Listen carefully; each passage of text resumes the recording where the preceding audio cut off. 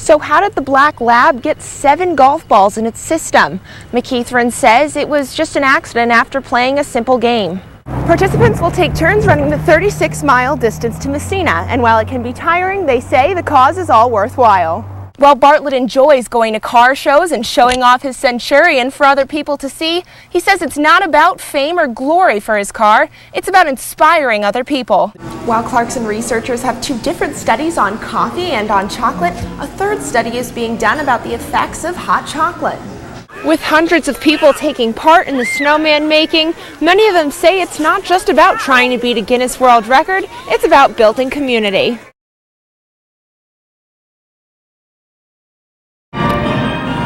It's like deja vu for some at the camp. Whether they were at this same rink playing or watching on TV, hockey players have come together at the Herb Brooks Arena in Lake Placid. It's the smell of the ice. It's the sound coming from the locker room. It's the talks going on in the locker room. It's the banter. It really is. It's a magical place. 60 campers have come from around the country to take part in the 2nd annual Miracle on Ice Fantasy Camp. The campers get to meet some of the 1980 Olympic ice hockey players and learn some skills from them. And it's not just the campers who get a lot from the experience. One of the 1980 team members says it's great to see the enthusiasm at the rink. Well, their excitement rubs off on the coaches. You know, we see that they have this much fun, and we're just trying to embrace that and run with it. And the former USA left-wing forward, along with current players, say the feeling of being on the ice brings back the good memories from years ago. It was still just a thrill of being out there with a bunch of guys that I grew up idolizing. To me, they were godlike. They were on a super pedestal. Oh, it's always nostalgic coming back. And whether they win or lose in these games, people at the Miracle on Ice Fantasy Camp say they're having fun either way. In Lake Placid, Caitlin Landers, Time Warner Cable News.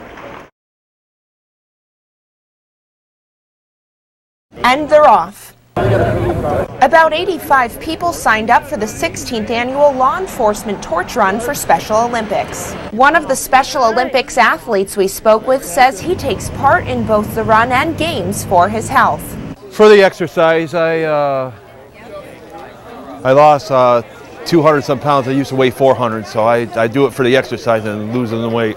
Participants will take turns running the 36-mile distance to Massena, and while it can be tiring, they say the cause is all worthwhile. It brings, I think, a little bit more emphasis to the Special Olympics program. It's a very good program. I've actually assisted with the Special Olympics that when they did it over in Potsdam. Had a great time doing it. All the athletes, very nice. Not only does the run bring awareness to the upcoming games, it also helps fundraise for the Special Olympics events. Besides the money of t-shirts, there are donations from local businesses and also business on the state and national level. The community shows their support to have a good time, so the athletes let's go, can hit the ground running this weekend. In Ogdensburg, Caitlin Landers, Time Warner Cable News.